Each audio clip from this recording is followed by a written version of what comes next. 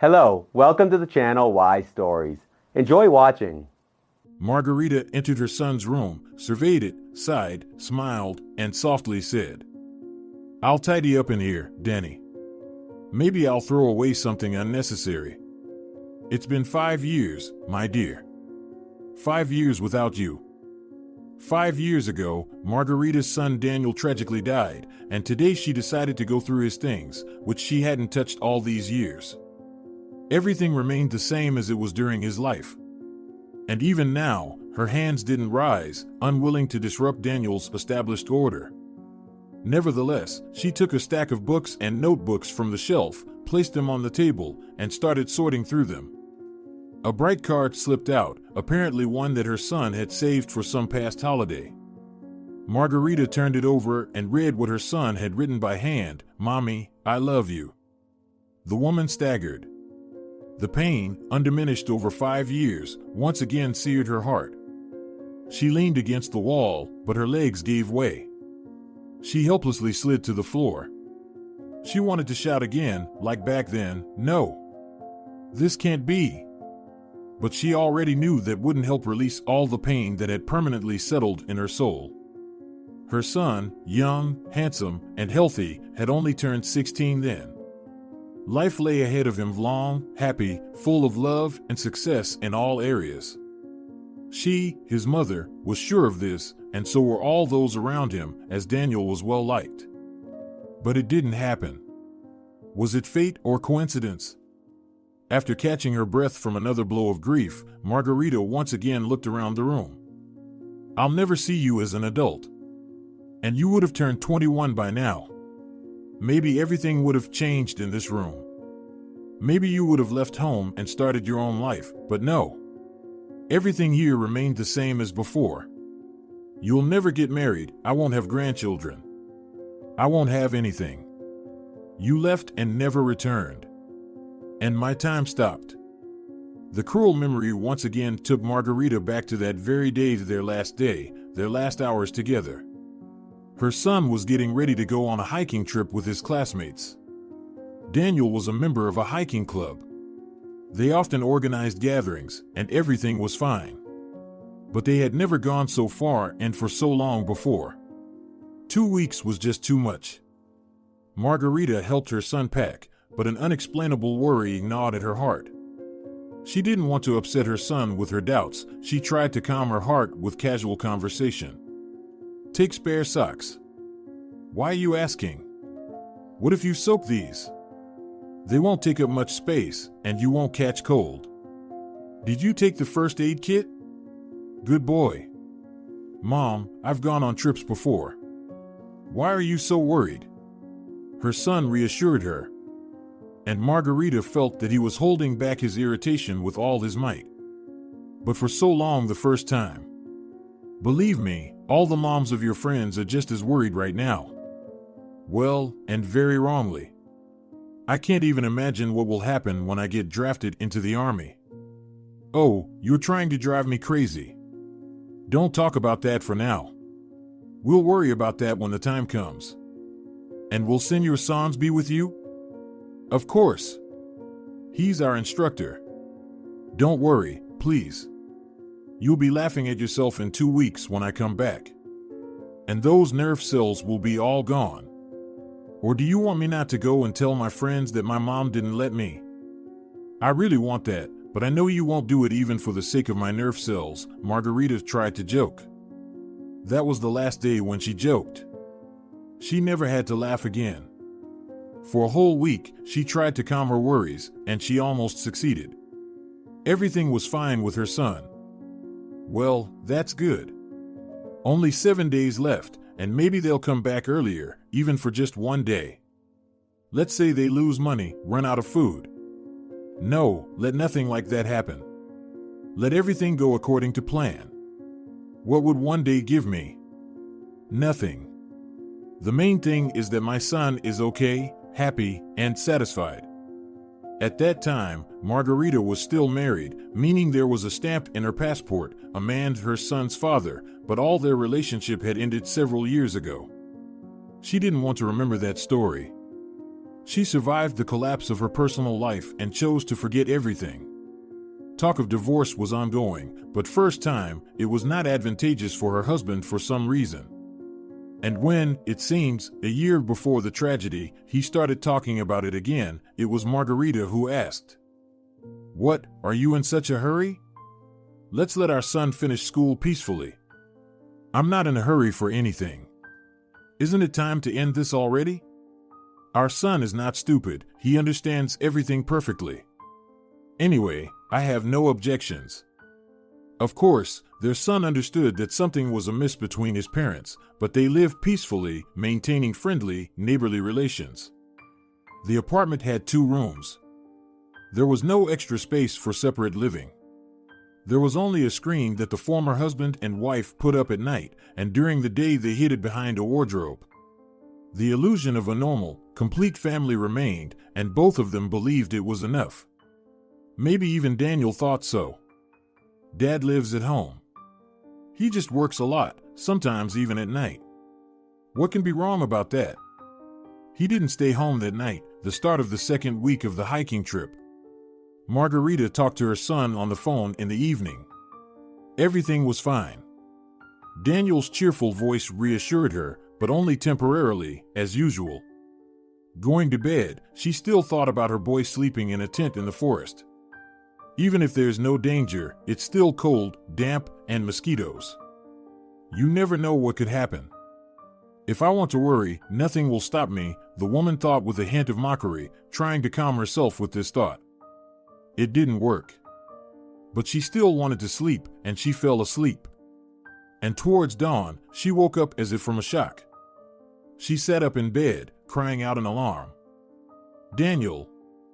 She regained her senses, sat there, calming her heartbeat, not understanding what had happened. "What's wrong with me? Did I dream something? I can't remember. Or is this what a panic attack looks like? But why would that happen at night? Daniel! Oh God, what if something happened to my son?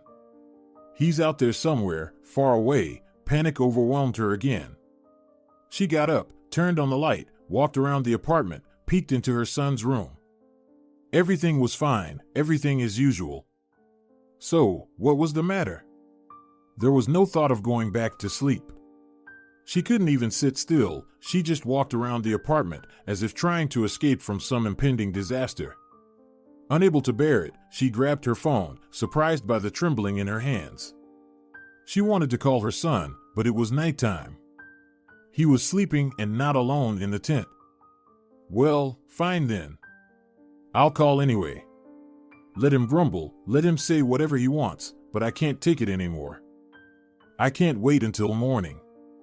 She dialed the number, listened to the ringing for a long time until the mechanical voice said that the subscriber wasn't answering. I hear it myself that he's not answering. What do I do now? She asked aloud, trying to calm herself again.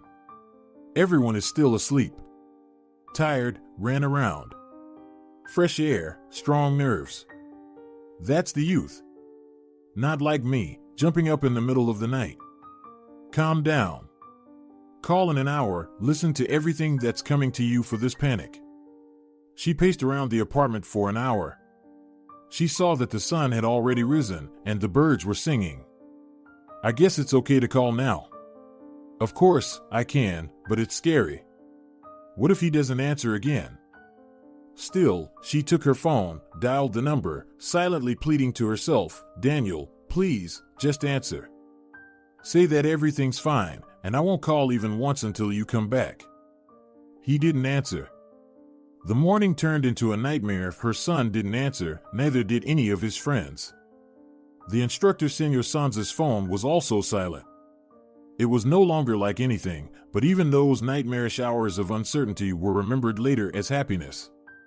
There was still hope at that time. And closer to lunchtime, certainty arrived. Margarita learned that her son was no more. He had drowned at dawn. The true nightmare began.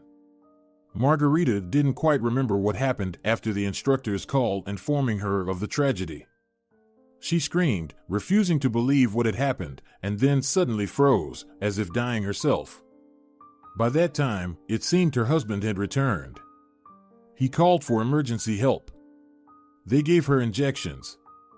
The days might have turned into nights. Maybe the sun occasionally shone. All of that had lost its significance. Margarita saw her sobbing husband, heard his cries. You convinced him to join hiking club. Why did you let him join that club? Why did you let him go on that trip? Father's rescue was to cry and blame someone for son's death. He threatened to accuse all, prove Daniel's death fault or irresponsibility. Everyone alive, he's not. Why? Who's to blame? He sobbed. Margarita, all this was out of reach. She couldn't cry. She knew it was her fault, mother's fault. Knew everyone alive, Daniel's not, so nothing left for her. They tried to find guilty ones, but seems like it was no one's blame. On that day, all was, like always, answered to investigators' scared teens, first time confronted with death. No, nobody hurt Daniel. No, we didn't fight. Nobody planned swim at dawn. All slept. Daniel too lay, like all of us. He didn't say he wanted to swim. At dawn seemed, someone called for help, but we thought we just made up this noise and slept again. No one guilty. Daniel drowned because he himself went in water. That's it. Margarita didn't matter. She prepared for son's funeral, lived like on autopilot. Need inhale, exhale air, move legs, something eat and drink. Not think why, not look at closed door son's room. Just exist, because life goes on, though hers no more. They say sorrow brings people closer. Maybe, but, it seems, not every sorrow and not all people. With husband happened shared sorrow, worse which not exists, they lost own son. Maybe it was all because they lost each other even earlier. But after happened, husband and wife began avoid each other. They didn't cry on each other's shoulders, didn't hold hands. They, even remaining alone in apartment, avoided look at each other. This made experiences even more unbearable. Maybe, therefore, after some time after funeral, maybe on 9th day, maybe later. Who counted these days? Margarita saw husband packing things. Sorry, Mara, but it will be better this way. Maybe, I shouldn't leave now, but now our cohabitation lost all meaning. Don't worry, I don't claim this apartment. Divorce I'll file myself. If something needed, call me. Okay, fine, apathetically answered she. Heart, scorched by the main trouble of life, didn't respond to these words. It not took this insignificant loss. Everything lost all meaning, said she, when door behind her ex-husband closed. An apartment became completely empty and cold, like. Let me be same as you, my little son, she thought. I died too. I'm gone. Margarita found no support in surroundings. Before tragedy, she was a sociable woman. She had many friends, mere acquaintances. She never was alone. It seemed, even after what happened, she shouldn't remain in solitude, but remained. At first, upon learning of Margarita's immense sorrow, people rushed to her. They wanted to support, offer help, express sympathy, but instead of the young and beautiful, friendly and smart Margie, they were met by a dried-up, unfriendly old woman. This was completely understandable. Such grief in a person. People didn't know what to do, how to behave. Of course, many had experienced various troubles in life, many had suffered losses, but she was now in a state of complete world collapse.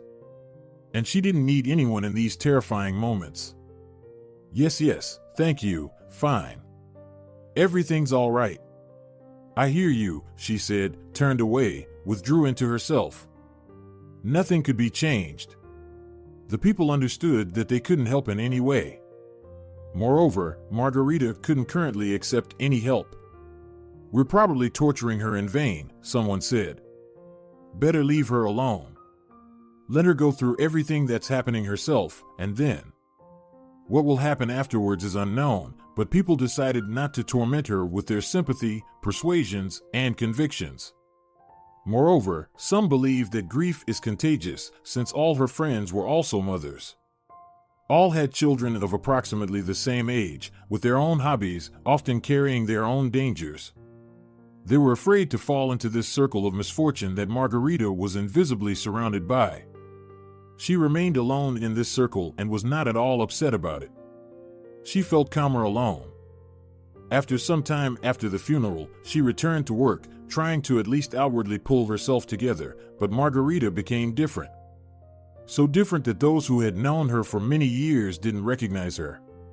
Not only did the unfortunate mother change externally, her character became completely different. She dutifully performed her tasks, didn't make mistakes. In that regard, everything remained the same, but in other aspects. Margarita understood that it was difficult for her colleagues to look at her, to be around her, because they continued to live. They had their own affairs, their own joys. The team was predominantly female, and whether you wanted it or not, women had to mention their personal, domestic matters and problems during work, talk about their children, husbands, sometimes joke and laugh. But with her, all of this was unthinkable. Colleagues found it sacrilegious to behave as nothing happened in front of a person who had lost, it seemed, everything. She hadn't smiled since her son was gone. Margarita herself understood how much it complicated the lives of the people who had always been pleasant to her. She couldn't change anything herself. Of course, after all, her grief would remain with her, and she would remain like that forever. But she mustn't spoil people's mood, shouldn't worsen the atmosphere at work, so she went to the manager and asked to be transferred to the dispatch room. "Why would you do that?" Hiding his eyes, the manager said, "You're handling your duties. Besides, the salary there is much lower." "I'm okay with it," replied Margarita, who had become very reserved. "You understand. It's hard for me, and it's hard for everyone when I'm around." "Maybe you're wrong about that. They say, on the contrary, when there's grief, it's easier to endure it together with others." The manager tried to convince her, but he understood everything perfectly well, and without further discussion, he signed the application. From then on, Margarita sat alone in a small room. She answered phone calls, handed out keys, accepted documents. It was harder, but even the thought of returning to the team didn't arise. She brought a book with her and read. Not fiction, no. There were stories about love, happiness, motherhood in any case. It was too unbearable. She started reading historical books. Information about the distant past was somewhat comforting. Many events happened in the world before she lived, before Daniel lived. People suffered, died, and the world continued to live on. Only for her, for Margarita, there was no continuing. She sat in a tiny chamber, resembling a coffin, where she had confined herself alive. Previously, another elderly woman, cheerful and sociable, worked here, and people often gathered near the dispatch room. Everyone wanted to chat with her. Now, however, anyone encountering Margarita's extinguished gaze hurried to leave as quickly as possible. After work, she went home to the empty and dead apartment, which was also steadily turning into a tomb. And then, unintentionally, Margarita realized that there was a corner there where life was still preserved, Daniel's room. It was as if the spirit of the young owner, who had left forever, still lingered there. Everything here was just as Daniel had left it: books, notes, pencils, discs, some other items whose names the mother either didn't know or had forgotten. She tried not to touch anything, just so as not to scare away Daniel's spirit. Once a week, she carefully wiped off the dust from horizontal surfaces, vacuumed the carpet, and that was it. And in the evenings, she spent hours in this room, conversing with her son as if he were alive. And how could she not rejoice in her solitude? If someone found out about this tendency of hers, they would think she had gone mad, they would force her to seek treatment, they might even decide to dismantle everything in Daniel's room. Even thinking about it was terrifying. No, everything would remain as it is there, and her son would remain there. She hadn't gone mad. He's just the only person she can talk to. Yes, he can't reply, but Margarita is sure he hears her and is present somewhere nearby. Even in the cemetery, where she also went almost every week, she didn't feel such unity with her son. There he was still dead, but here he remained alive. Perhaps he's the one who helped her survive, regain her senses, come to herself, simply not completely lose her mind in her grief. In the evenings, after sitting alone in her dispatch room, she would hurry home to talk to her son, tell him about everything that had happened to her during the day, complain, ask for advice. Yes, she didn't get an answer. She hadn't gone crazy, didn't hear voices, didn't see ghosts, but still, it was easier for her to have at least this kind of interaction with the world. Others, it seemed, had completely disappeared. A year went by, then a second. Many people began to gradually forget about the tragedy that had befallen Margarita. Their lives didn't stand still. And those who didn't know her before had no idea why this woman sat in the dispatch room perpetually gloomy, reserved. "When I see her, my mood spoils," a young colleague said capriciously. "Can't she make her face a bit simpler, even for the sake of working with people?" "And she doesn't seem that old," her friend replied. "But you know, they say someone close to her died or something. Everyone loses someone. I myself have buried so many relatives. My beloved grandmother died, and my uncle, my dad's brother, last summer. So what? I cried a bit and continue living, not spoiling anyone's mood with my sour face." Margarita overheard this conversation. Maybe it was meant for her to hear. She let out a heavy sigh. The grief still wouldn't let her go. If she managed to forget about her son for a moment, returning to thoughts of him brought even greater pain. She herself would be glad to distract herself, to forget. At some point, while getting ready for work, she decisively set aside her black blouse. After her son's death, she always wore black. She pulled out something she used to wear from the closet. Not colorful, not bright, but not black either. She put it on. It turned out that clothing could also affect her mood and facial expression, but did she have the right to forget her mourning? Wouldn't she offend her son's memory this way? Wouldn't she show people that she's ready for life when she wasn't ready at all? However, from that day on, Margarita changed somewhat. She decided that she had no right to be a fright to people and to ruin their mood. "I'm not old yet," the woman thought. "Those around me might call me the harbinger of death or a witch, and maybe with my appearance, I'm actually offending my son's memory. He probably wouldn't be happy to know what his mother has turned into. He loved it when I looked nice." In the evening, of course, she talked about this with Daniel. "What do you think, son, shouldn't I do a bit of makeup before work?"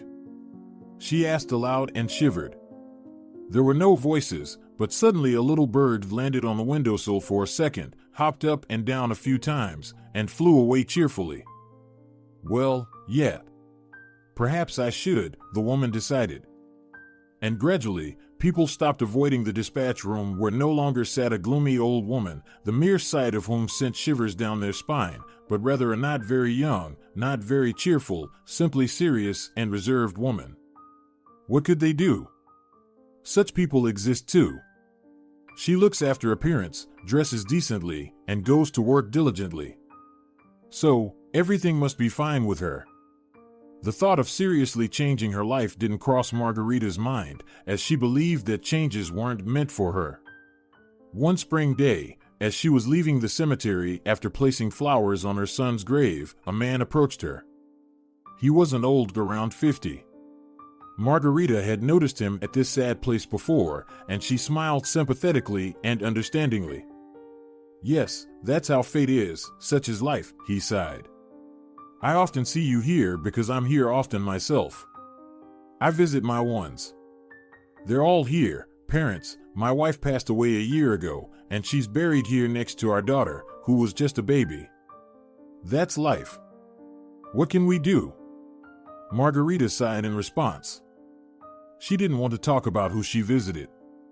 It didn't concern the man. And he, it seemed, understood that and started talking about something else, the good weather, the upcoming summer, plans. Margarita already regretted responding to the first sentence. Maybe she should have just nodded and walked away.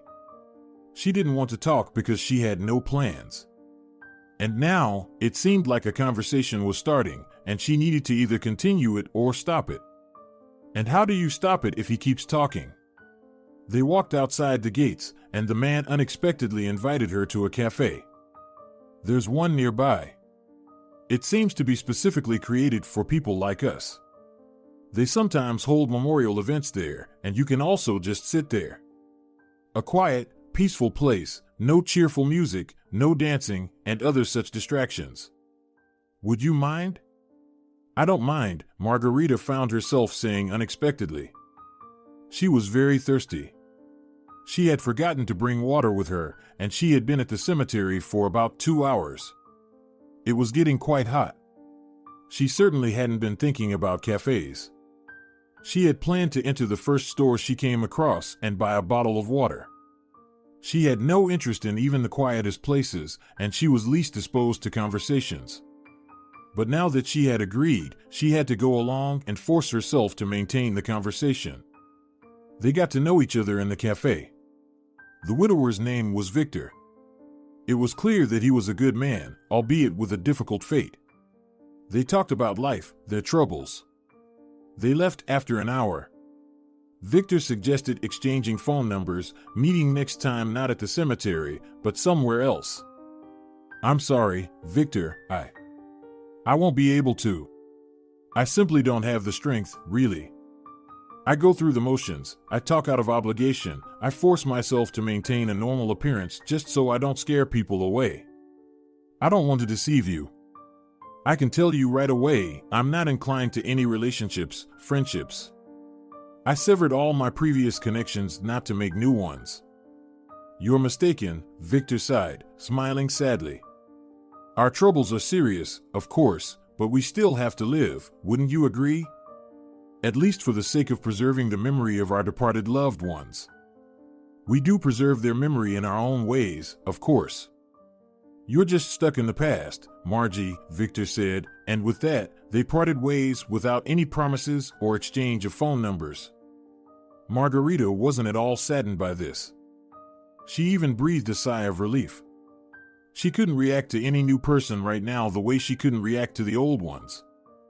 Yes, she remained in the past because she had nothing else left except that very past. She wasn't upset even after encountering Victor again near the cemetery sometime later, as he was talking to another woman who also visited the place frequently. And so, after 5 years of her accustomed solitude, Margarita found herself without a job. She wasn't fired, her position was eliminated. They no longer needed a dispatcher in the not very profitable enterprise. Many were affected by the downsizing, and Margarita was among the first. As a result, she lost a small but stable income. She had no significant savings, and she needed to live on something. She had no one to talk to about this, no one to ask for advice. Margarita remained completely alone, and it was her own doing, of course. She didn't blame anyone. And who could have advised her in this situation? She never had acquaintances capable of finding her a new job, negotiating with someone, providing some substantial assistance beyond sympathy, and that was the last thing she needed. However, she could talk about her troubles with her son, her beloved and only conversationalist, her advisor for the past few years. He couldn't say anything to her, but she could speak her mind and explain her thoughts on the matter. Perhaps, by speaking everything out loud, she would come to some final decision. In the evening, she entered her son's room, took her usual seat, a chair placed beside his bed. She sighed and began. Well, Dani, my life has completely lost its meaning. I left my job, or rather, I was let go. Downsizing. I turned out to be an unnecessary staff member both at work and in this world in general. Yes, today I received my employment record and my final pay, and I won't need to go anywhere tomorrow morning. It's frightening, my son. I'm not exactly needed at work, but what about without it? How will I pay for the apartment? How will I even live? And do I need to live? If only you could take me with you, Daniel. Maybe there, we'll find some place for me. After that, she decided to tidy up her son's room, to go through his things for the first and perhaps the last time. That's when she found that same card, "Mommy, I love you." She lowered herself onto the chair again, clutching the card to her chest, and tears flowed from her eyes for the first time in a long while. "I love you too, my son. The only person who loved me. The only one who will never leave, even now. Why are you silent, my dear? Give me some kind of sign." She looked out the window, wondering if another bird would appear again. Her son wouldn't give her any signs. It seemed that in order to talk to him, she would have to go where he is now. Although no one knows whether a meeting is possible there and whether there is anything there at all. Well, there's definitely nothing here except sorrow, longing, and deprivation. Now I know that for sure, Margarita thought and left the room, still clutching the card to her chest. She went to the kitchen, turned on the kettle, heated up some food. She ate mechanically, washed the dishes. The fact that she wasn't fully aware of what she was doing convinced her of the futility of her existence. It can't be said that she had already made a fatal decision. Margarita was in no condition to make any decisions right now. She felt very tired, very drained, so she hurried to bed and fell asleep instantly. And in her dream, she had a conversation with her son. Probably, for the first time, such a clear and meaningful one. She didn't really see Daniel, his image was blurry, but his voice was recognizable. And he spoke to his mother like an older, experienced person. Maybe that's how it was. "You're not alone, Mom. Can't you feel that I'm always with you?" "Of course, you can feel it, I see that. It's just a pity that you don't realize how difficult it is for me because you can't let me go. Letting go doesn't mean forgetting, it doesn't mean parting with me forever. It means not allowing negative thoughts. It means living on, continuing your life. Mine has ended, but yours continues. It was supposed to continue if you allowed it. And you keep living the same day that's long gone. But I can't do otherwise, Daniel. Everything has ended for me. It ended then and it ended completely today. I'm telling you, I have no reason to live anymore," she tried to convince her son. "If you leave now, neither you nor I will ever find peace, Mommy, and we'll never see each other again. You can't imagine how much harm you'll do to my soul if you do what you're contemplating. But if you start living and find happiness, I'll be happy too. I can't explain to you what that's like, but believe me, I already know a lot. All you have to do is pray for me and allow yourself to be happy." "But how can I be happy without you, Daniel? I'm always with you, you know that. Live for me, be happy for me, and I will help you. I see that you're struggling, and I will help you. You'll be happy, Mom. The love that you wanted to give to me while I was alive, maybe even to my children, now lies as a dead weight, unnecessary to anyone. Do you want to bury it with me and yourself? But in doing so, you'll destroy that love. It's better to give it to someone who needs your love, and I will help you find that person." "What person?" "I don't need anyone but you," Margarita exclaimed and woke up. Her face was wet from tears. The dream was so real that she had no doubt she was talking to her son, and she remembered the conversation perfectly. Still, the woman couldn't understand how her son would help her now, and who could she love if not in the same way as Daniel, but just love? She couldn't even imagine it. She walked around the apartment again, looking for signs of her son's presence. If they were talking like that, maybe he was really here. Or maybe I'm really going crazy. That wouldn't be surprising. 5 years of this kind of life wouldn't leave anyone a normal person. The morning began the gray, gloomy, cold morning of late autumn. Through the window, Margarita saw people hurrying to their jobs. She didn't have to go anywhere. These hurrying people might envy her for staying in the warm house. And she envied those who had somewhere to go. She decided not to stay home, to go to the cemetery, to talk to her son again there. When she went out, she noticed that a fine cold rain was falling, and as usual, she had forgotten her umbrella at home. But she didn't want to go back, and hoping that the rain would soon stop, Margarita pulled her scarf over her head. Approaching the grave, she sighed, placed her hand on the cold, wet metal of the fence. Would Daniel find something to say to her today? She didn't hear anything, but suddenly it seemed that her son's hand rested on hers. It didn't frighten her, but brought a gentle smile. I'm letting you go, Daniel. I really want you to be well where you are now. For your sake, I'm ready for anything. The rain intensified. The sky grew darker. It seemed like night was falling, although it wasn't even noon yet, and Margarita's heart was bright. She fulfilled her son's request, and she wouldn't cling to him anymore. She would live her life. At least she would learn to do so, as she hadn't lived in real time for so long. She looked at her son's photograph on the monument, smiled back at his smile. You'll always be with me, right? You promised, she said softly. And you'll help me, right, Daniel? I'm going home now, going to live, my dear. Thank you for showing me the right path. The woman walked towards the exit. As she walked along the path past the monuments, she involuntarily looked at the photographs, gazed at the life dates. Of course, there were elderly people who had passed away in their time, but there were also so many young ones who still had a life to live. And how many parents were left alone and suffering, just like her, Margarita? How terribly sad all of this was. She looked at the beautiful and youthful faces, and her heart constricted with pain for those who had departed and with sympathy for those who stayed on this earth. How do parents endure this sorrow? Just like she did? Where do they find solace? There was no one at the cemetery at this time. It was a working day, and the bad weather wasn't the best time for visiting the cemetery. She first mistook a solitary figure near one of the fences for a bag of trash someone had left behind. Probably they were cleaning up around the graves for winter, and something was left behind. But as she got closer, she was surprised to realize it was a person. A little boy was squatting in front of a monument, leaning against the fence. And he sat there without moving. It was strange and even frightening. What are you doing here? Margarita called out to him as she approached. Nothing, the boy answered in a slightly hoarse voice. You can't sit like that. You'll catch a cold.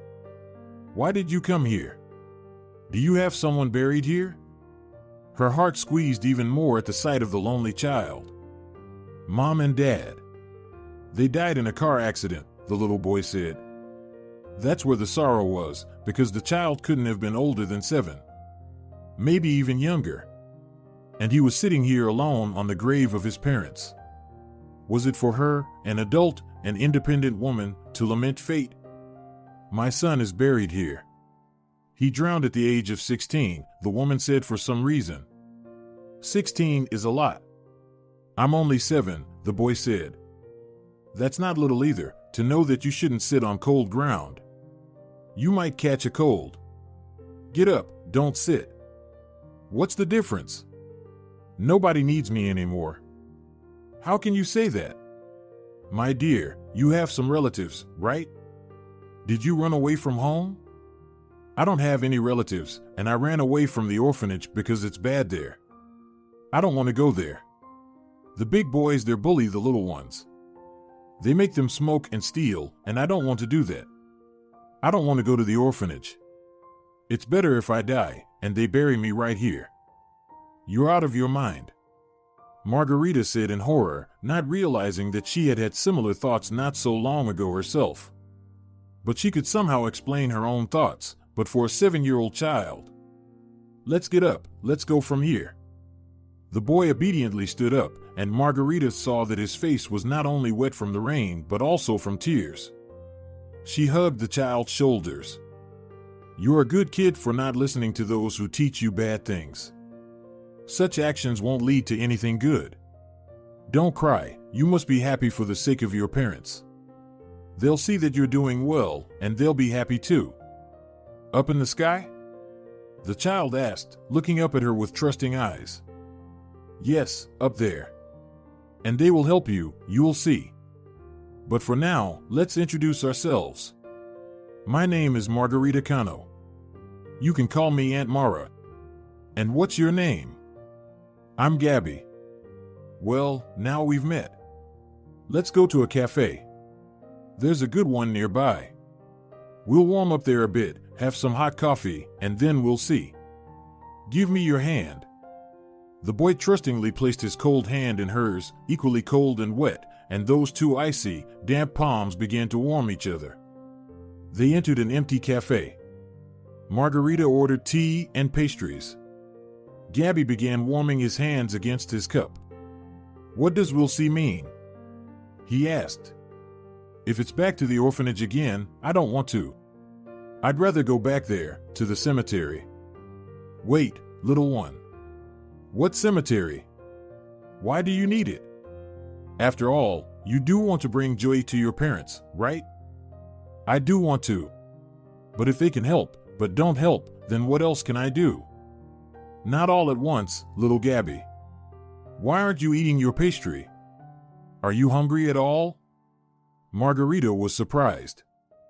No, I don't want to eat. I ran away right after breakfast. They feed us well there. I ate everything just in case, because I didn't know when I'd get to eat again. And now I don't really want the pastry either, but I'll eat it. You see, that means there's something good in your orphanage, they feed you well. And you'll have to go back there, there's nowhere else to go. I'll take you there. You know, I'd gladly take you home with me. I live alone now. But I can't do that, because you're not my boy. They'll just accuse me of kidnapping. Oh, come on. Gabby didn't believe her. Who would care about me there? They won't even notice I'm gone. You're mistaken. They've probably already reported it to the police. They could see you here with me, and I'll get into trouble. No, let me take you back to the orphanage. I'll tell the caretaker not to let anyone hurt you, and I'll come visit often, as soon as I can. And then I'll make arrangements. Maybe I can convince them. Perhaps I can take you to visit me. If you like it at my place, maybe they'll let me adopt you. Really? The boy couldn't believe it. They say they don't adopt older kids like me. They prefer little ones. Others might not adopt older kids. But someone like you is exactly what I need. Actually, it's better they don't adopt you. At least nobody will take you away except me. Because we're already friends, right? Well, yes, probably. I like you, the boy smiled. And I like you too. You don't have any relatives? No, everyone has already died. Grandma, Grandpa, they're buried there too. They say there's some uncle, but I've never seen him, and he lives who knows where. He might not even know about me. He's my dad's brother, but I don't even remember if he ever visited us. I think he lived in another city. Well, there you go. That means no one will stop me from adopting you. I have an apartment and, I'm sure, soon I'll have a job too. I don't have it yet. And then we'll be together. I have a spare room for you. That's where my son Daniel used to live. Her heart jolted again. Do I really have to give Daniel's room to someone else? Well, yes. It seems this is Daniel's help, and it's beginning. Now this little one needs me. And there's no need to worry that Daniel's order will be disturbed. Everything is right and good.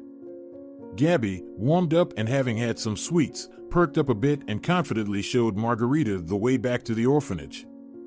Aunt Mara, are you not tricking me? Will you really visit me?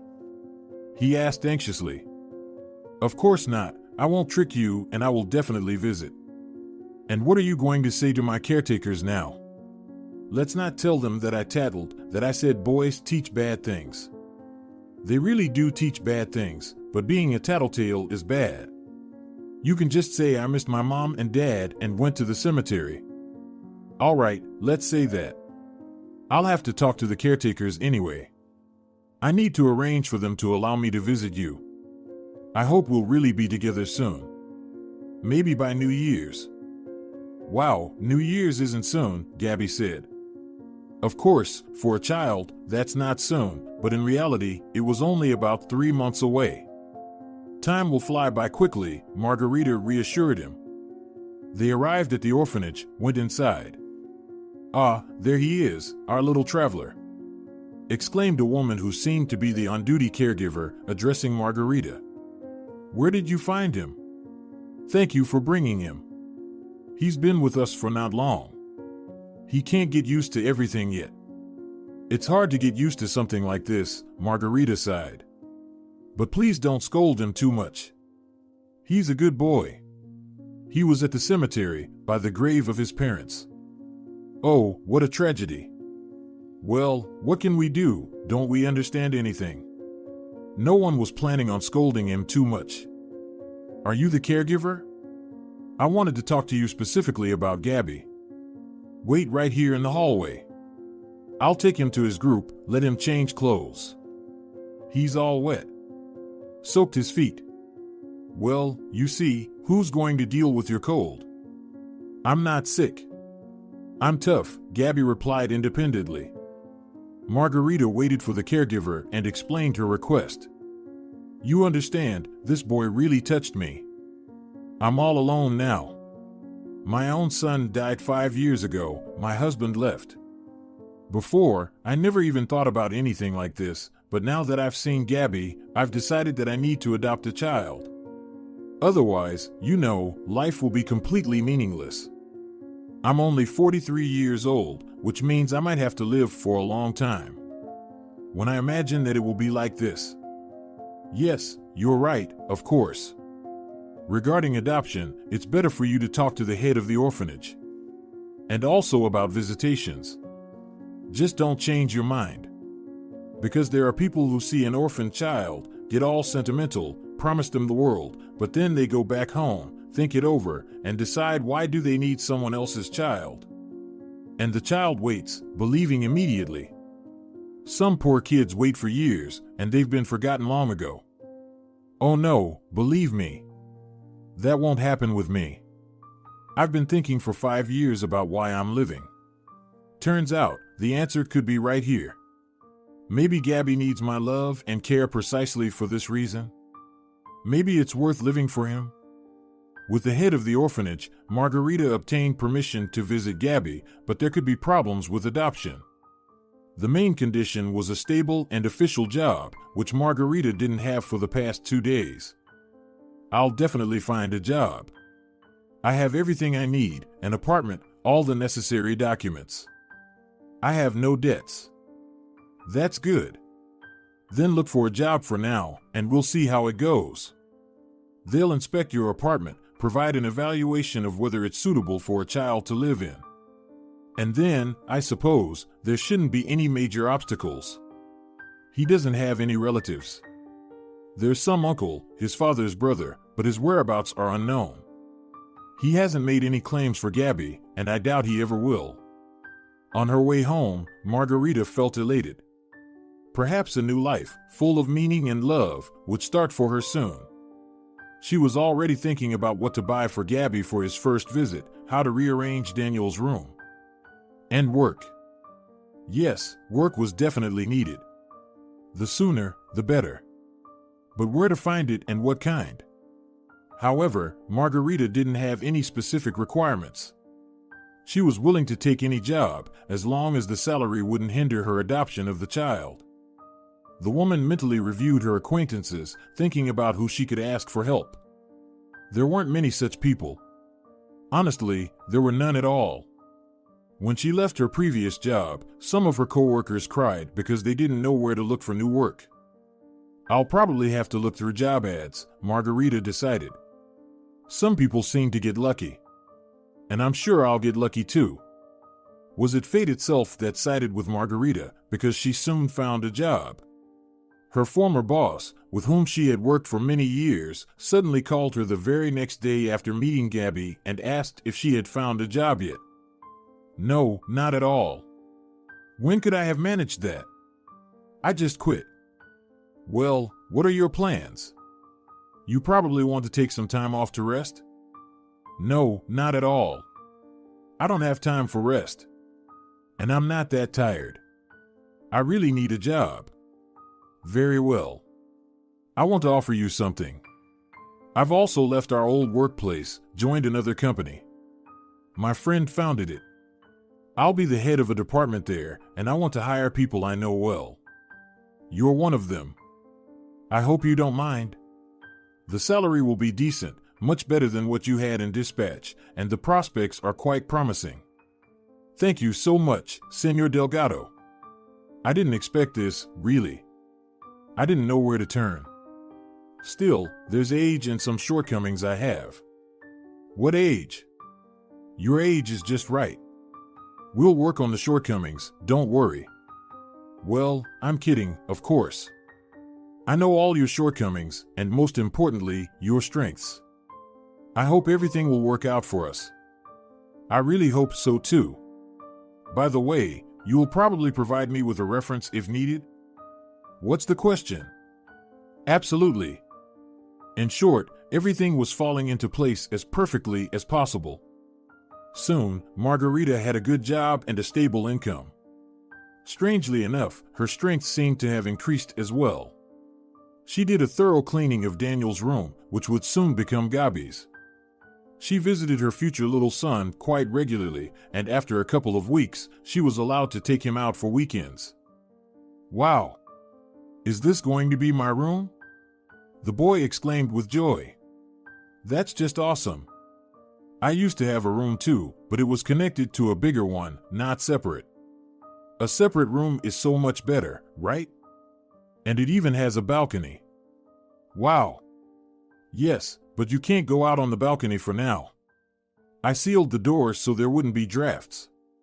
Later we'll get different frames and doors. Maybe we'll even glaze the balcony. Then you'll be able to go out in winter too, but that's for next year. Cool. You know, Aunt Mara, if you adopt me, will it be like having a mom? Well, yes, of course. Don't you like that? I do. But you know what I don't like? I don't know how I'm going to call you Mom. I had a different mom before. Can I put her picture on the wall and Dad's too? Of course you can. You can just call me Aunt Mara. I'm not expecting you to call me Mom. It's good that you remember your own mom. And you. You won't be upset? Well, how could I be upset, sweetie? My son was named Daniel, and you're Gabi. I'm not going to call you Daniel, am I? Well, yeah. I really loved my mom and dad, and they loved me too. I couldn't believe for a long time that they wouldn't be around anymore. Did you love your Daniel a lot? The boy cautiously asked. Very much. But you know, Gabi, at some point, I realized that he didn't disappear anywhere. He's always with me. You understood that sooner. Maybe because kids are more perceptive. They tried not to talk about these quite delicate topics. They discussed the future more, how they would live when they were together. Due to the death of his parents, Gabi didn't start first grade in September. He would become a first grader next year, but Margarita knew that the boy already knew how to read and write his mom had taught him. She was pleased. The child wouldn't have any problems with studies.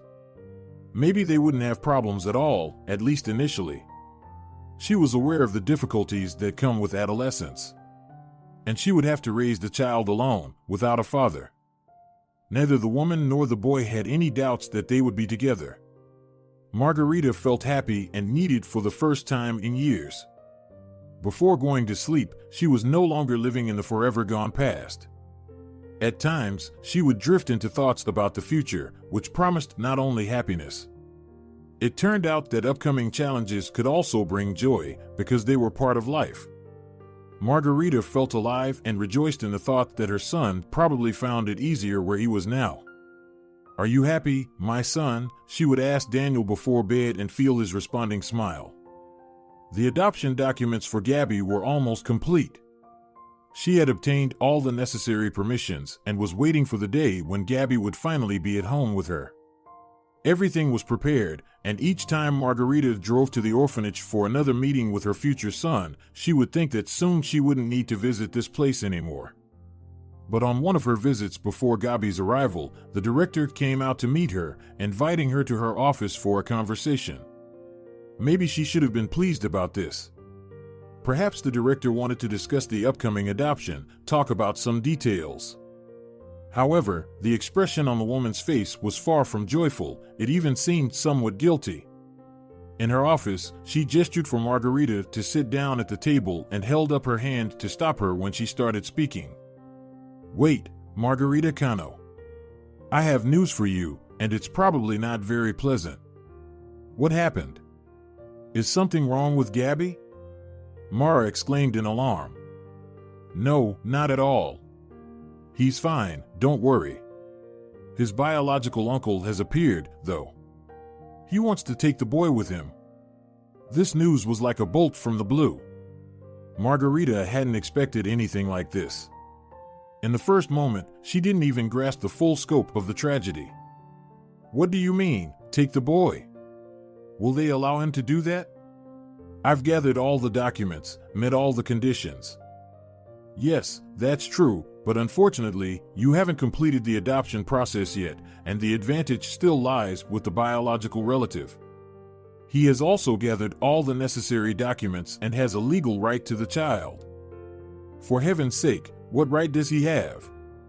He doesn't even know this child, and we've been together for several months now. We're already making plans for our life together. He already considers my home his own, not just me." And suddenly, some uncle shows up who didn't want to know about him before. It's not quite like that. He had his circumstances that prevented him from appearing earlier. So, he couldn't show up for almost a year? And now what? What does Gabby himself say about this? "I don't believe he'll just go with a completely unfamiliar person, even if he's a blood relative, and reject me. The thing is, Gabby is not yet 10 years old, and his opinion won't be seriously taken into account. The person who wants to take him is his close relative, his biological uncle. Meanwhile, you are a stranger, unfortunately. No, I refuse to understand anything about this. So, a child can be given away to anyone without his consent, based on some kind of kinship document, and they will refuse a person with whom they have a spiritual bond, practically unity. That, you must admit, is inhumane. I just can't believe this." Margarita was on the verge of tears from desperation. She understood that her pleas meant very little, and the director of the orphanage held little sway over the situation, which she immediately confirmed. "You know, I agree with you to some extent, but I have to act according to the letter of the law, not just personal feelings. However, don't lose hope completely. Nothing is final yet. It's entirely possible that the decision will be in your favor. And it's also possible that it won't be. But can I at least see Gabby today? I'm sorry, but no. It's not my decision, and it's made in the best interest of the child." Margarita understood that pleading, proving her point, convincing in this situation was utterly useless. She asked the headmistress to inform her about the final decision of the guardianship authorities. She bid her goodbye and left. Snow was falling outside. It came down in soft, fluffy flakes. Children love this kind of snow. She and Daniel used to go for walks in such weather, and it was wonderful. And then she dreamed of walking like this with Gabby. Today, they could have taken a stroll, catching snowflakes on their tongues, admiring the snow-covered trees. She could have warned her son not to play in the snow for too long. But she's walking alone now. The snow covers her slumped shoulders, clings to her eyelashes, melts, mixing with tears that now, it seems, she has no need to hold back. Mascara smears, probably flowing down her cheeks. Well, let it. Who sees her now? Who cares about her? Luda sat down on the snow-covered bench. She had no strength to go further. Empty again, no hope again. Why do I lose everyone? She mentally asked, raising her eyes to the sky. Why do they take everything from me? It would be better not to give anything then, since I'll have to lose even the last thing. She lowered her head, covering her face with her hands. Sat quietly, covered in snow. Señorita, are you feeling unwell? Can I help you with something? A pleasant male voice sounded over her. Now here comes the sympathizer. He'll pity her, comfort her, and then, who knows, maybe something will work out. You're wrong, mister, the woman thought, raising her head. I'm not a señorita, and there's nothing for us to achieve, and you won't help me with anything. No one will help me anymore. She wanted to get up, but still had no strength. The stranger, a middle-aged man, handed her a pack of paper napkins. Well, that was a gesture of sympathy, and Luda accepted the napkins with gratitude. She started to tidy herself up, and the man was still there, standing nearby. What happened to you? I apologize, I don't want to pry into your soul, but you're killing yourself too much. Is it worth it? Often people go through things, and after some time, looking back, realize that the trouble wasn't worth it. Everything is solvable, everything can be fixed. Not everything. I'm sorry, but my troubles are such that you can't call them solvable or fixable. If you don't want to hear something utterly hopeless, you'd better turn around and go your own way. Thanks a lot for the napkins. Consider that you've already earned some karma points. She finally got up from the bench, walked down the street, thinking that the man would stop, but he didn't. He walked behind her. The snow kept falling. It was quiet, and nothing hindered them from talking.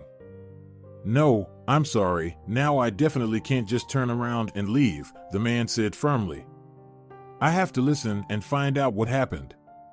Believe me, sometimes just talking about your problems is already half of their solution. Trust me, it's not mere curiosity. Well, fine. Let's say you're a priest, or a wizard, or some trendy therapist who believes that any problem can be talked away, chatted about, and forgotten. I'll repeat, if at any point during my story you turn around and hurriedly walk away, I won't consider you a coward or a runaway. You're not obligated to listen to such confessions. So, I'll start. 5 years ago, my son died, the only one, beloved, the most wonderful person. I was left all alone. How do you suggest I fix that? Right, I can't. I remained alive. For 5 years, I somehow breathed, got up in the morning, went to work. My husband left me right after the funeral. He considered our union exhausted. I don't know how he's living now.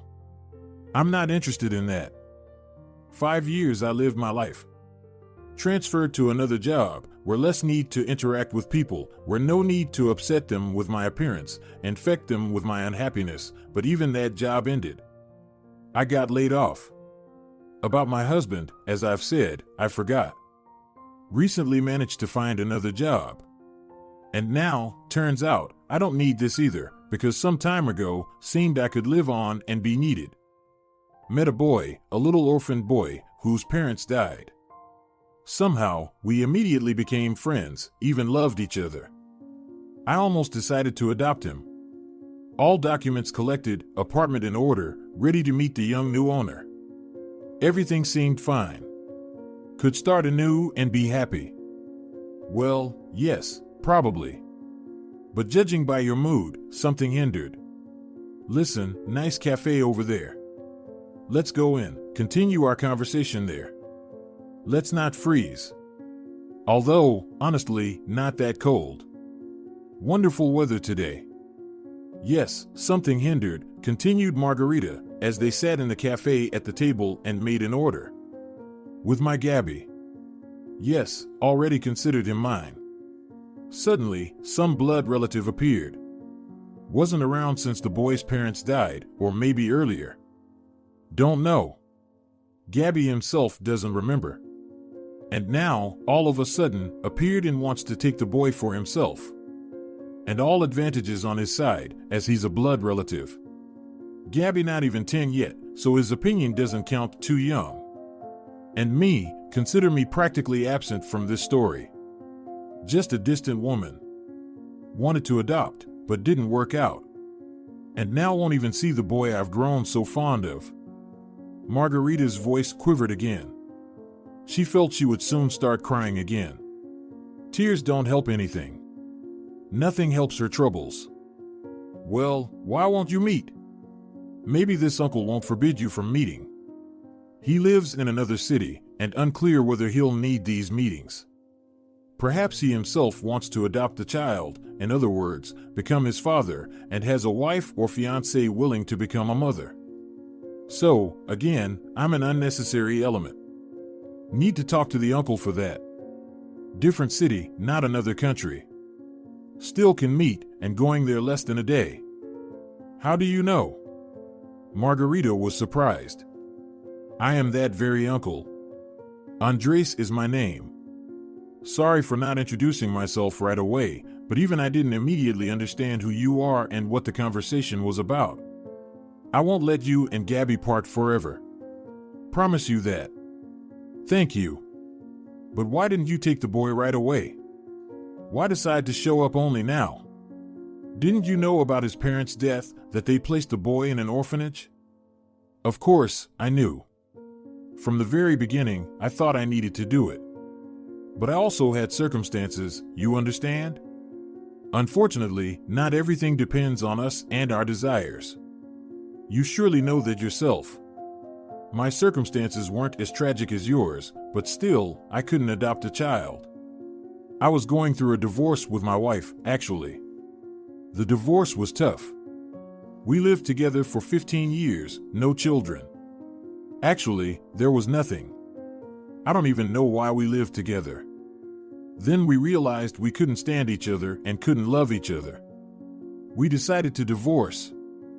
The divorce, I repeat, was not easy. Plus, exchanging the apartment. I lived wherever I could for half a year. Finally, everything got sorted out. There's an apartment, quite suitable for a child to live in.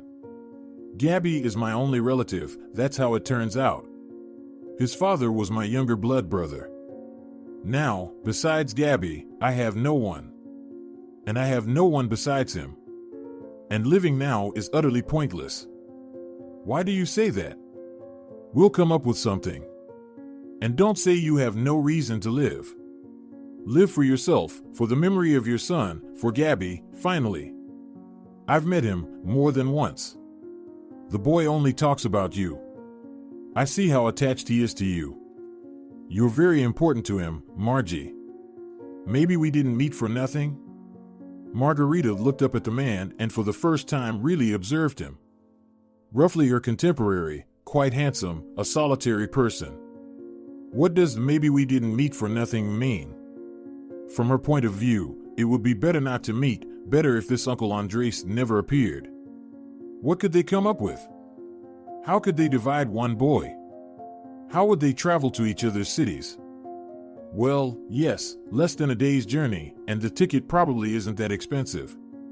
Such sad thoughts were in Margarita's head, but at the same time, something completely different was growing inside her soul.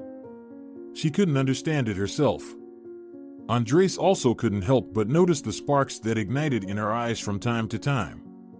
She seemed to be trying to remember something, some feelings that hadn't visited her for a long time.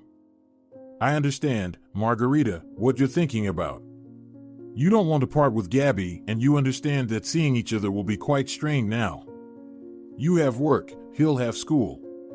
I have a job too, by the way. We won't even be able to visit each other once a week. And for people who are dear to each other, meeting once a month is too little. Maybe I should move to your city? There's not much keeping me here. I'm originally from here. I moved there for work. Yes, work is very important. But I could find a place just as good here. It was evident that Andres was grappling with his thoughts, trying to find a viable solution. Let me offer my version then, Margarita said. Just listen, please don't interrupt. Let go of the idea of taking the boy. I think Gabby himself won't be against it, and nothing will change for you. You'll remain his uncle, his blood relative, and I'll become his foster mother. Then we can start thinking about living arrangements, visits, communication. Whether you move to our city, or I to yours, is also possible, albeit more complex. But for the sake of the child, I'm ready for anything. And with time, I believe, the situation will normalize. How can I suddenly just let go? Andres couldn't understand. You won't be giving up on him. The boy will live with me. He's young. Right now, he needs a mother more than a father. Isn't that right? After all, I have experience with a child of his age. And you can visit anytime. I won't stand in the way. And when Gabby grows a little, maybe he'll want to live with you himself, and I, again, won't object. Do you think that's an option? The man asked, bewildered. Why not? I'm grateful to you for not wanting to separate us, even being willing to move for it. But think for a moment how much time and effort it would take. And the child will keep living in the orphanage? And if there's no moving involved, then it will end up just as I said initially, with me remaining a complete stranger to Gabby. Maybe you're right. But it's also difficult for me to suddenly step back from taking my nephew. I think we should do this. Let's talk to Gabriel together, explain the situation to him. I think my version would suit him better. Yes, you're right. We probably need to talk to Gabriel himself.